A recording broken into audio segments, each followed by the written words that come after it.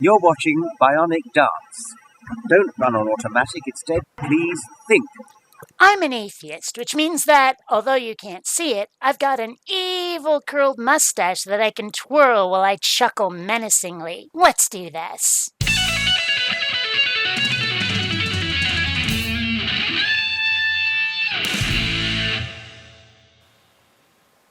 Greetings, fellow space travelers. BionicDance here. Jordan Peterson said something that really pissed me off. And that's pretty much all I have to say. But let's get specific. See, he was asked in a debate with Matt Dillahunty what a quote-unquote genuine atheist would be like, and he makes the same comparison in other lectures as well. He'd be like Raskolnikov in Crime and Punishment. And I can't really come up with a better answer than that. What happens in Dostoevsky's Crime and Punishment is that the main character, whose name is Raskolnikov, decides that there's no intrinsic value to other people. And that as a consequence, he can do whatever he wants. It's only cowardice that stops him from acting. My question is this. How is that any different from the behavior of a religious person? They don't call themselves God-fearing Christians for nothing. Isn't hell what stops most people from acting in ways that they think is evil? Oh, you can say it's because there is intrinsic value to people, but then explain all the killings in holy books. There's a lot of it, and a fair portion of it is done by the God character. Do I think that there's intrinsic worth in people? Not really, no, but that's because value is a relative measure. One person's loved one is another's dastardly villain, and their value is different for each observer. But I feel I have value because I'm me, and I understand that other people probably feel similarly about themselves. I know how I'd feel if other people didn't value me, and they probably feel similarly about themselves. It's called empathy, and it's what stops most of us from hurting each other.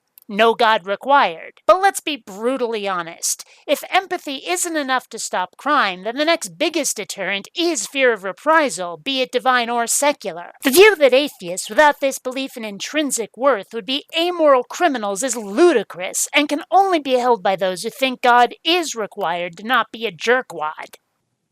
You know, most of the people I know who are deeply atheistic, and I understand why they're deeply atheistic, they haven't contended with people like Dostoevsky, not as far as I can tell. Because I don't see logical flaws in Crime and Punishment. I think he got the psychology exactly right. Really? So if these atheists haven't read Dostoevsky, what? They're not really atheists? Because they don't fit the psychology that Jordy here thinks is how an atheist should be. I'd like No True Scotsman for 500, please, Alex. What is Jordan Peterson as a massive douche?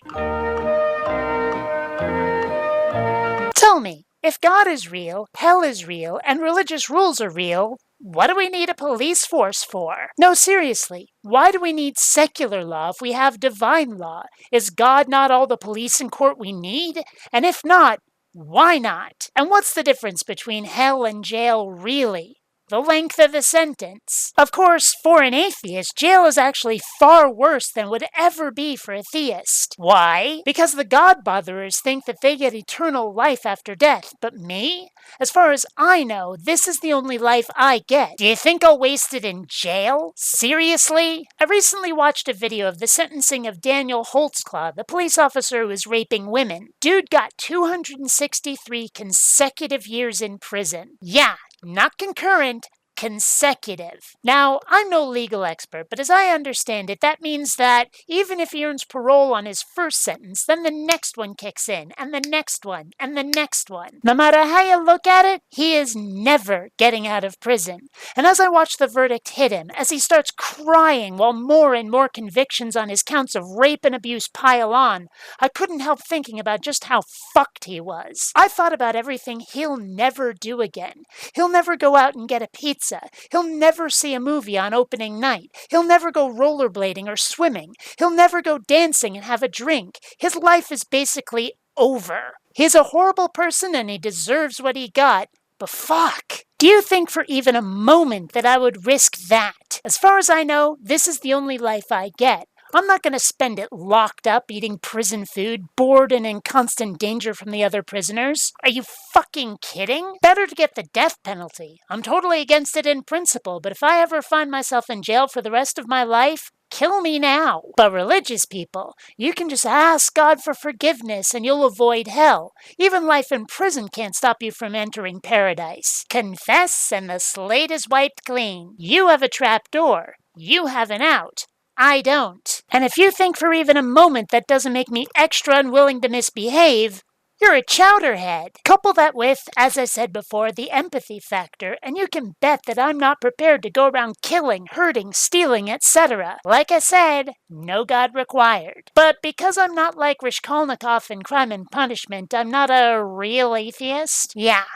Right. Jordan Peterson can go and take a nice big slurp of my unwashed backside. I've been sitting in this chair making a video for the last couple of hours. I'm just saying. But Kate, I hear you cry. What about the people who commit crimes and never get caught? We need a way to bring them to justice. Sure, I'd reply. It'd be nice to have guarantees that everybody will get what's coming to them. But did you ever consider that it might just be tough noogies, that life isn't always fair? Maybe you don't get any guarantees. Life sucks, Buttercup. Suck it up and cope. Or maybe do your best to make sure that it sucks as little as possible. Pretend that there is no God to hold your hand. What would you do to make sure life is as pleasant as possible? And then understand, that's the world I live in. Because I want life to be pleasant, and not misbehaving is kind of a requirement. Until next time, fellow space travelers, this is BionicDance saying don't run on automatic. Instead, please think.